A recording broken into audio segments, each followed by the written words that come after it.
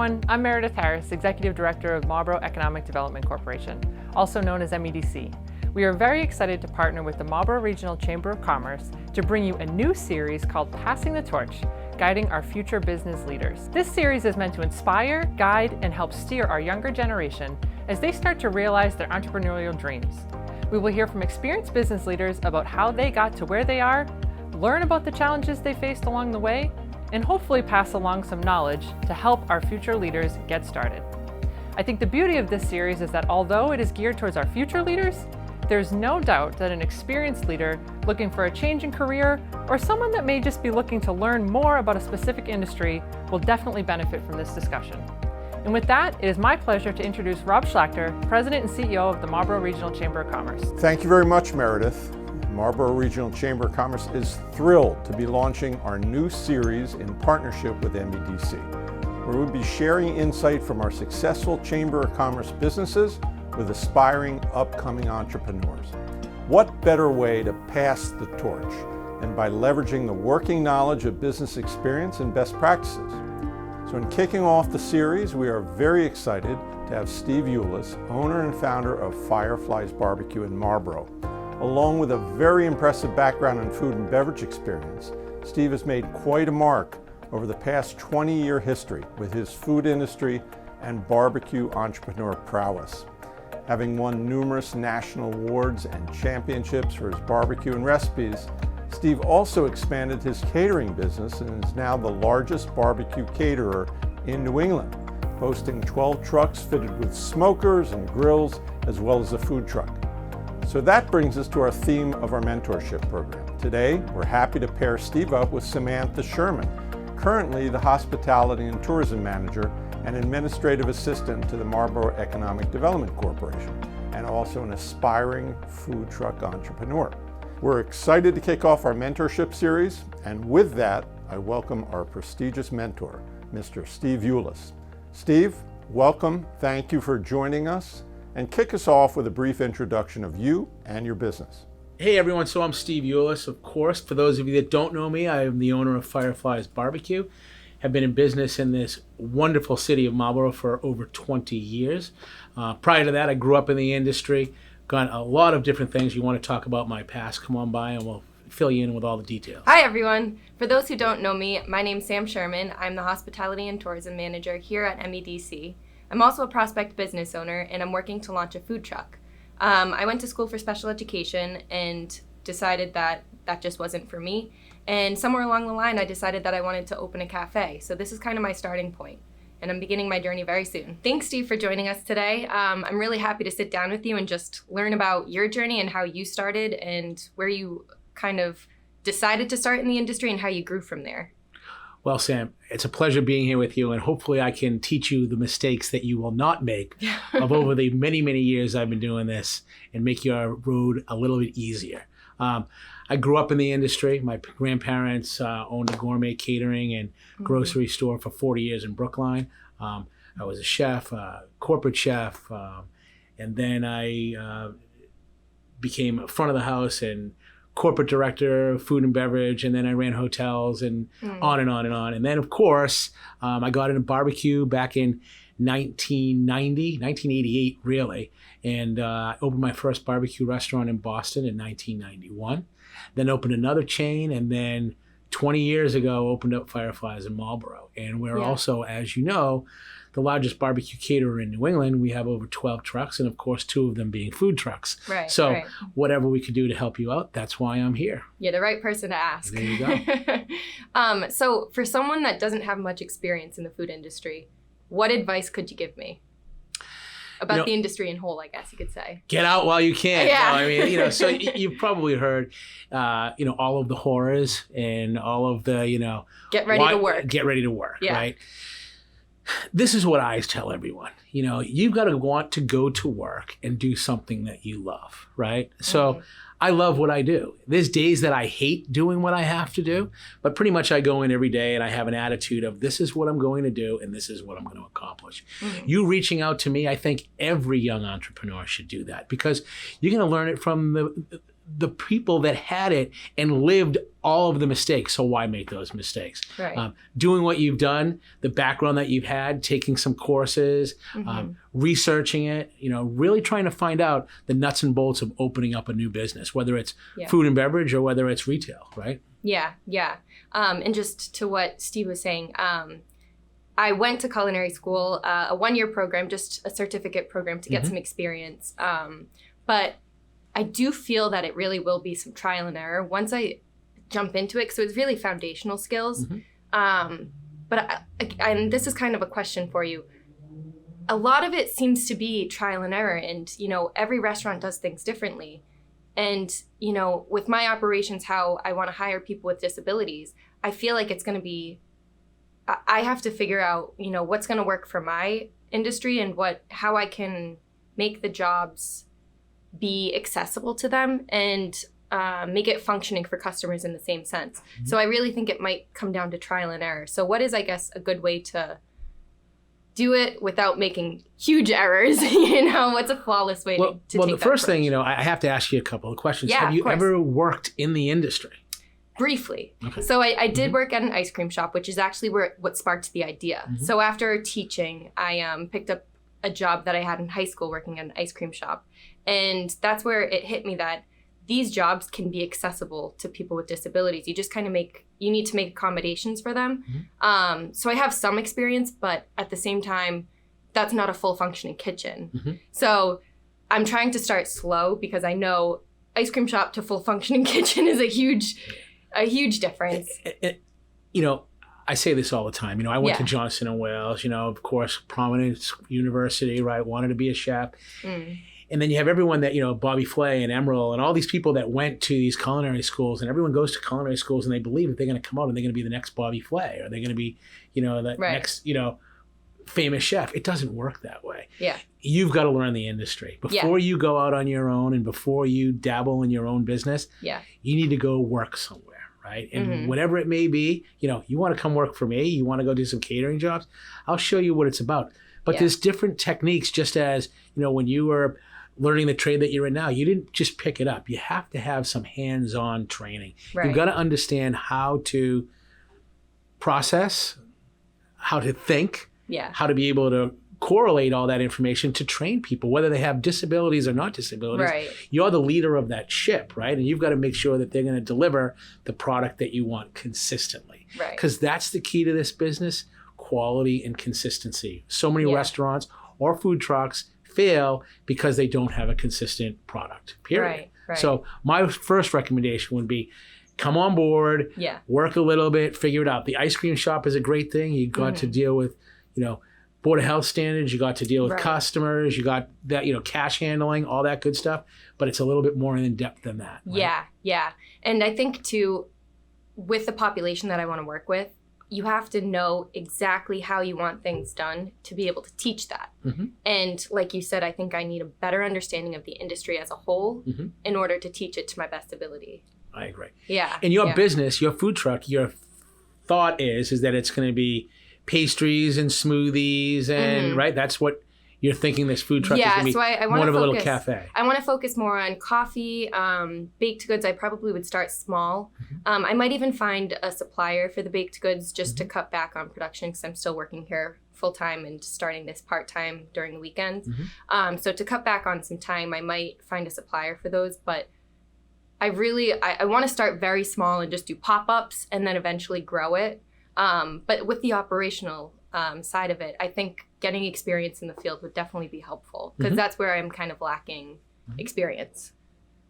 Well, we can help you with that. Okay. Perfect. We'll figure Thank that you. out. There's lots of people that'll let you come on board and intern and people that would take you under your wing. And there's a lot of products that you can do just that. Right. There's a lot of great companies that I'll share with you that you can buy the products that you need already done, or you can buy, a product that you literally throw into the oven and it's, bake and serve kind of a thing. And those are the items that, I would recommend to you. Keep your menu small, keep your costs low. And remember that you're going to have the problem with, inventory and how much do you sell and all of those questions that'll come up. that actually is a great segue because I have a question. I'll start off with just asking about sales in general. So without having prior sales, it's been hard for me. I've been working on a business plan, but it's hard for me to project what my sales will be because I have nothing to base it off of. And at this moment, I don't have a location set to park, so I can't base it off of foot traffic. So is there any way that I could figure out or project sales without having that prior knowledge? Unfortunately, because you don't have a location, you don't know what you're going to do, you don't know what your hours are going to be, you don't know what the demographics are. I mean, if the simplest thing is if there was another food truck that was in a similar location, you could find out what they were doing, right? Or what the traffic count or the people count could be, right? The head count of how many people walk by, right? It's more like you said in the beginning. Unfortunately, it's trial and error. To this day, we go out and we go, okay, we're going to go to an event and, how many people? Well, there's 10,000 people. What percentage of those people am I going to get? When Boston Scientific asked us to bring a food truck to the location, well, how many people are in the building? Well, how many people are you going to capture? So it's a whole trial and error thing. Luckily, from our standpoint, we can bring the food back to the restaurant and use it again. Right. You can't do that, right? Meaning not use it again that we're going to give old food, but meaning that it's not going to go to waste, right? Yeah. So you can, unfortunately, have to be spot on, and you don't want to run out, right? And you don't want to have too much because then it's just all for naught. And it goes to waste. So it's a trial and error, and the pop-up idea is a great thing because it's going to give you the ability to be able to figure out what you can and cannot do. Right. But you should also, build a relationship as you have with me, where I could say, "Hey, Sam, you want me to get something in from my supplier for you? You want me to store it for you? And then when you need it, you can come take it. And we have a walk-in freezer and we'll keep all of your scones, and then you can pull them as you need them." Those are the kind of relationships that you need, is that you build a relationship with someone that can mentor you or help you with these problems. And then it'll make your journey a little bit easier. And that's actually exactly what I had in mind with the sales too, because the sales are directly related to the inventory. And because a food truck is so limited with space, I have to be very careful about how much inventory I order. Because like you said, I can't have too much where I can't store it, and I can't have too little where I'm going to run out. So I have to be very careful. And I'm working out of my house right now. And with the supplier that I've been using, I've been online at Webstaurant, and their shipping prices to a residential crazy. And so it's made me very specific about how often I reorder. And it's just, you kind of have to be super careful about keeping the inventory on track. And I just feel like there could be a better way where there's not as much potential error. And I've had many people over the years that have come to me and said, "Steve, hey, can I pick your brain? Steve, can I do something for you?" And, we offer, and I offer this to you. You are our family. I've known you for a long time, meaning as long as you've been with MEDC. We're all part of Marlborough. But, we can help you with that stuff. We can help you with those things. The biggest things that you're going to have are the obstacles of, where do I go? What do I do? Where do I find a location? How do I do a pop-up?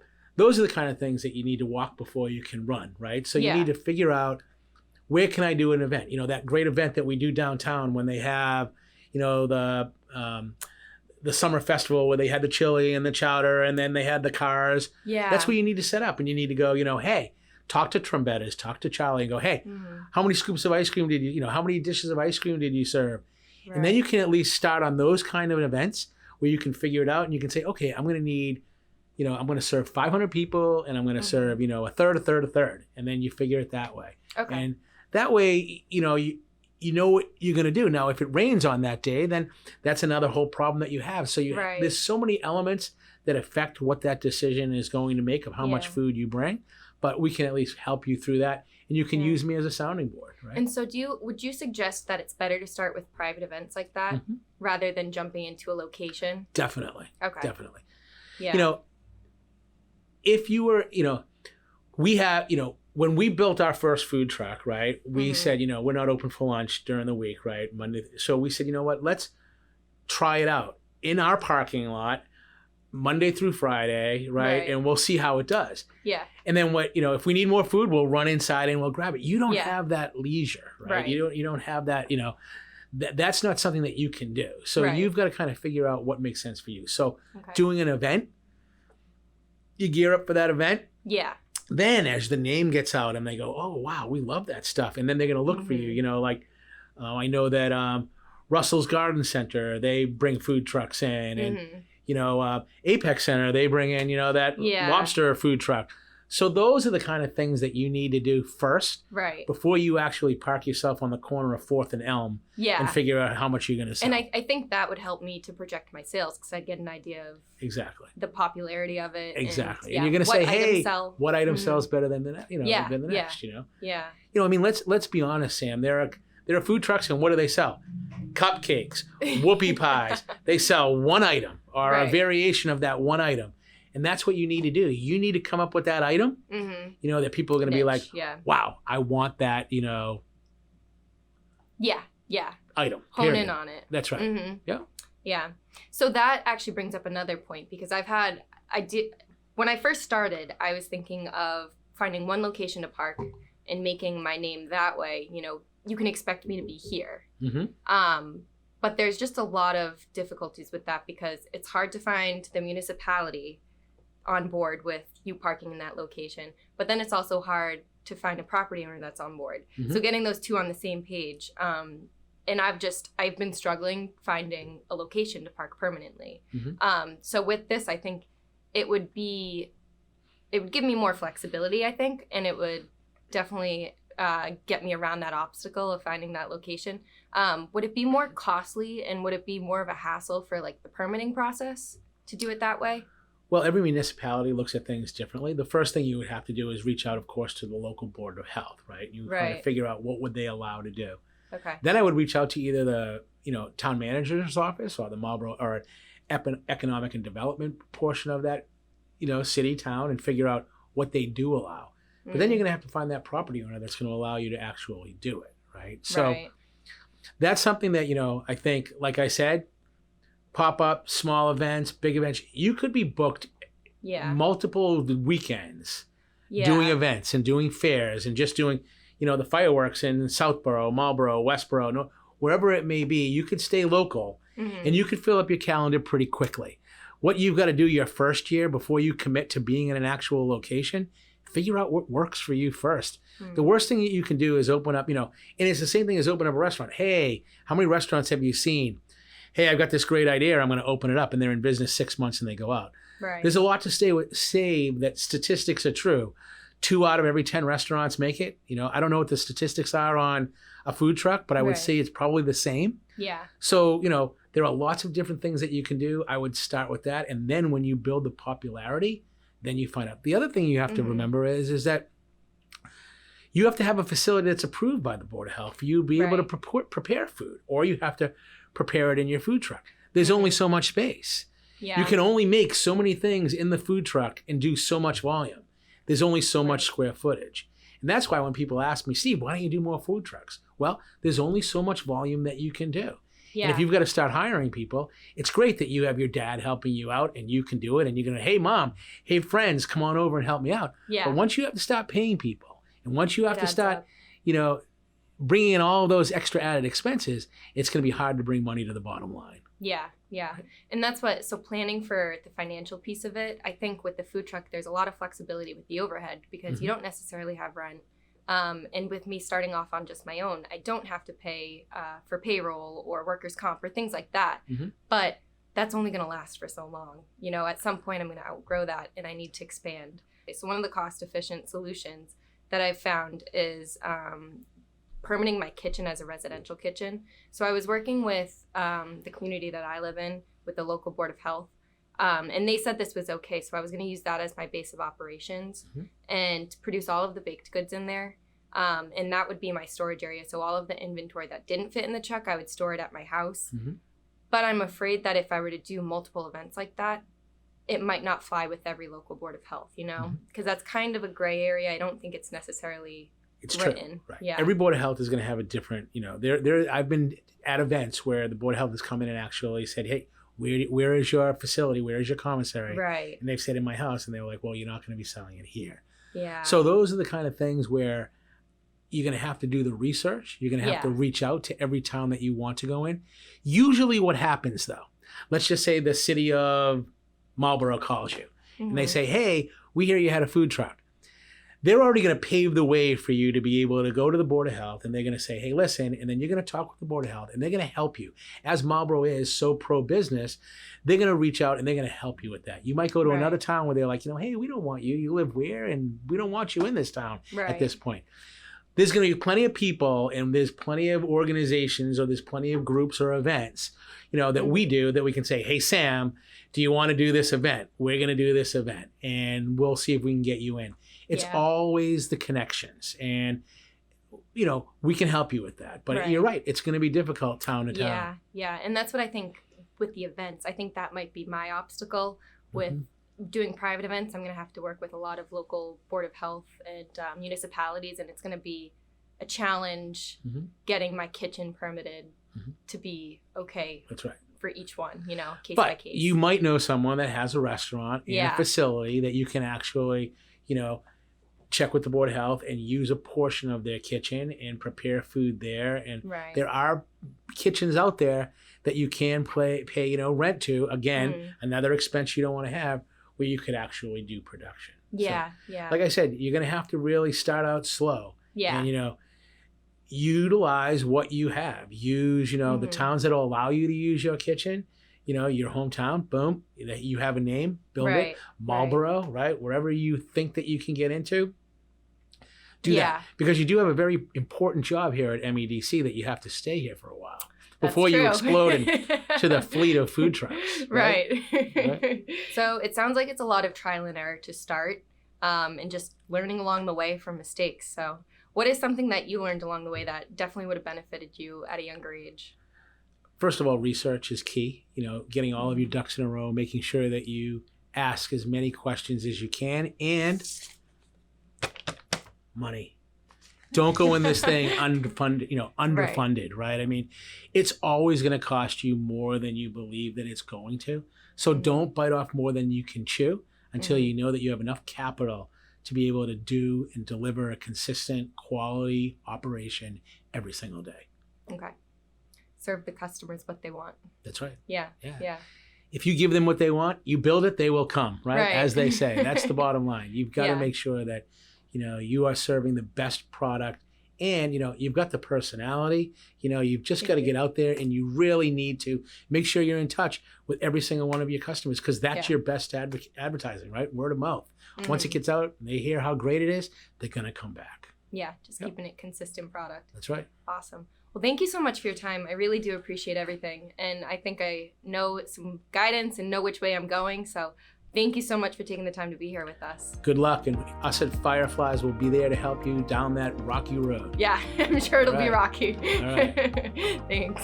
I just want to give a final thank you to my team here at MEDC and to Rob at the Chamber for giving us the opportunity to sit here with Steve and just give me an education that I definitely appreciate and will use going forward. What a great way to kick off our new series. It's inspiring to see generations continue to emerge with the entrepreneurial spirit and curiosity, and more importantly, successful businessmen and women willing to give their time and share their ideas through mentorship.